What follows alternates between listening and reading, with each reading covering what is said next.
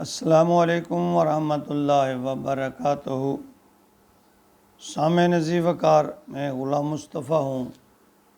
اللہ اور اللہ کے رسول کا پیغام لے کر آپ کی خدمت میں حاضر ہوا ہوں۔ اللہ رب العالمین سے دست بستہ ملتمس ہوں کہ اللہ رب العالمین ہمیں قرآن کا فہم، سمجھ، ہدایت نصیب فرمائے اور اس پر عمل کی بھی توفیق عطا فرمائے، اور وہ بھی عاجزی اور اخلاص کے ساتھ۔ آج کا ہمارا سبق سورہ یونس آیت نمبر 12 ہے۔ اعوذ باللہ من الشیطان الرجیم، بسم اللہ الرحمن الرحیم۔ وَإِذَا مَسَّ الْإِنسَانَ الضُّرُّ دَعَانَا لِجَنبِهِ أَوْ قَاعِدًا أَوْ قَائِمًا فَلَمَّا كَشَفْنَا عَنْهُ ضُرَّهُ مَرَّ كَأَن لَّمْ يَدْعُنَا إِلَىٰ ضُرٍّ مَّسَّهُ كَذَٰلِكَ زُيِّنَ لِلْمُسْرِفِينَ مَا كَانُوا يَعْمَلُونَ۔ پچھلی آیت میں بھی اگرچہ بھلائی کی طرف تھوڑا سا اللہ تعالیٰ کا ایک گلہ ہلکی جو جھلک اس میں پائی جاتی تھی کہ انسان جلد باز ہے، یوم حساب کو نظر انداز کر رہا ہے، مگر اس آیت میں تو بڑے آسان اور عام فہم انداز میں اللہ تعالیٰ اپنے بندوں سے گلہ کرتے ہوئے نظر آتے ہیں۔ قربان جائیں کس کس انداز سے اللہ تعالیٰ اپنے بندوں کو سمجھانے کی کوشش کرتے ہیں۔ ایک طرف تو اللہ اپنے بندوں سے زیادہ سے زیادہ بندوں کو اللہ تعالیٰ بخشنے کا ارادہ رکھتے ہیں، تو دوسری طرف حجت اتمام ہو رہی ہے کہ بندہ گلہ نہ کر سکے کہ اگر مجھے پتہ چل جاتا تو میں یوں کرتا، میں منہ کرتا۔ اللہ تعالیٰ فرما رہے ہیں وَإِذَا مَسَّ الْإِنسَانَ الضُّرُّ، اور جب انسان کو کوئی تکلیف پہنچتی ہے، دعا کرتا ہے اللہ سے، لِجَنبِهِ، لیٹے ہوئے، او قاعدہ، بیٹھے ہوئے، او قائمہ، کھڑے لیٹے بیٹھے، ہر دم اللہ سے التجا کرتا ہے، گڑ گڑاتا ہے، دعا مانگتا ہے۔ فلما کشفنا عنہ ضرہ، اللہ فرماتے ہیں پھر جب ہم اس کی تکلیف کو دور کر دیتے ہیں، ضرہ مرہ کأن لم یدعونا، تو وہ ایسے یعنی وہ بیماری اس سے دور ہو جاتی ہے، تو وہ ایسا ہو جاتا ہے کأن لم یدعونا الی ضر مسہ، کہ ہمیں پکارنے سے پکارتا ہی نہیں، کوئی تکلیف اس کو ایسے ہو جاتا ہے کہ جیسے اس نے کبھی ہمیں پکارا ہی نہیں، اس کو تکلیف پہنچی ہی نہیں۔ یعنی انسان کتنا خود غرض ہے، جب پکڑ میں آتا ہے تو پھر لمبی لمبی دعائیں، اللہ سے التجائیں، گڑ گڑاتا ہے، اور جب اللہ تعالیٰ اس مصیبت سے، اس مشکل سے نکال دیتا ہے، لاپرواہ ہو جاتا ہے، اللہ کو بھول جاتا ہے۔ اللہ تعالیٰ اس کی تصویر کشی کر رہے ہیں کہ جب مطلب تھا لیٹے بیٹھے کھڑے اللہ سے دعائیں مانگ رہا تھا، جب تکلیف دور کر دی ایسا ہو گیا کہ کبھی اللہ سے مطلب پڑا ہی نہیں، اللہ کبھی تکلیف آئی نہیں، کبھی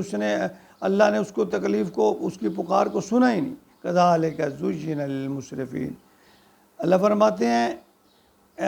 دو چیزیں، ایک شیطان اور ایک اس کا نفس، اس کے کذالک زین للمسرفین، اس کے اعمال کو مزین کر کے بتاتا ہے، خوبصورت بنا کے بتاتا ہے، ما کانوا یعملون، جو وہ عمل کر رہے ہیں۔ یعنی جب وہ حد سے، جو مسرفین کہتے ہیں حد سے گزرنے والا، یعنی نافرمانی کی حد سے گزرنے والا ہے جو ایسے لوگ ہیں، اللہ فرماتے ہیں ان کا ایک نفس یا شیطان ان کے ساتھ مل جاتا ہے، وہ اس کے جو اعمال ہیں ان کو خوبصورت بنا کے بتاتا ہے۔ اس آیت کے مفہوم پر اگر ہم غور کریں تو اس بات پر پختہ یقین کرنے کو ملتا ہے کہ جب نبی پاک فرماتے ہیں کہ اللہ کی ذات جو ہے وہ ان رحمتی غلبت غضبی، کہ اللہ کا کتنا ہی پیارا قانون ہے کہ اچھے اعمال کو فوراً ہی نامہ اعمال میں شامل کر دیتا ہے، درج کر دیتا ہے، مگر قابل سزا جو فعل ہے اللہ تعالیٰ اس میں ڈھیل دیتے ہیں۔ یعنی انسان کو اپنی اصلاح کا موقع دیتے ہیں، اور واقعی اللہ کا یہ قانون انسان کے لیے کسی بڑی رحمت سے کم نہیں۔ دیکھیے نا، انسان کی فطرت میں ہے کہ وہ برائی کی طرف کسی نہ کسی طرح مائل ہی رہتا ہے۔ اگر اللہ کی ذات فوراً ایکشن لے لے تو انسان کی تو ہلاکت ہی ہلاکت ہے نا۔ اس آیت میں اللہ کی ذات کا اپنے بندوں سے گلہ یہ ہے کہ انسان، جب دنیا کے تمام وسائل استعمال کر کے بھی تو مایوس ہو گیا، پھر تو نے لمبی لمبی دعائیں کرنی شروع کر دی، گڑ گڑانا شروع کر دیا، عاجزی کرنی شروع کر دی، جو ہی میں نے اس مصیبت کی حالت سے تجھے نکالا پھر تو غافل ہو گیا، اللہ سے ایسے منہ موڑا کہ اللہ سے کہ کوئی نعوذ باللہ رشتہ ہے ہی نہیں۔ دوسرا یہ فرمایا کہ شیطان اور تیرا نفس تیری غلطیوں کو مزین کر کے دکھاتا ہے، اس طرح اپنے آپ کو مطمئن کرنے کی کوشش کرتا ہے کہ میں نے یہ کام اس لیے کیا تھا، اس کی وجہ یہ تھی، حالات یہ تھے، یعنی اپنے غلط رویے اور کام کی دلیلیں دیتا پھرتا ہے۔ تو ایسے لوگوں کو اللہ تعالیٰ مسرفین کہہ رہے ہیں، یعنی حد سے گزرنے والے۔ ایک تو کام غلط، رستہ غلط، اور دوسرا اس کے لیے پھر بے جا وضاحتیں۔ تو مومن تو وہی ہے جو خوشی اور غم میں اللہ سے اپنا رشتہ قائم رکھے اور اپنی غلطیوں پر ڈٹ جانے یا دلیلیں پیش کرنے کی بجائے غلطی کا اعتراف کر لے اور توبہ کر لے، جھک جائے۔ اللہ کو یہ بہت پسند ہے۔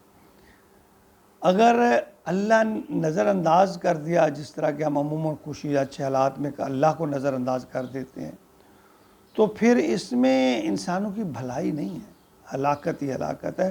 بربادی ہی بربادی۔ یعنی جس طرح ہم اللہ کو نظر انداز کر رہے ہیں، پرواہ نہیں کرتے جب خوشی ہوتی ہے، نہ اللہ کا ذکر، نہ اللہ کا شکر، نہ نماز۔ تو اللہ فرماتے ہیں کہ اگر اللہ نے ایسا کر دیا، اگر اللہ نے آپ کو نظر انداز کر دیا، پھر بتاؤ ٹھکانہ کیا ہوگا۔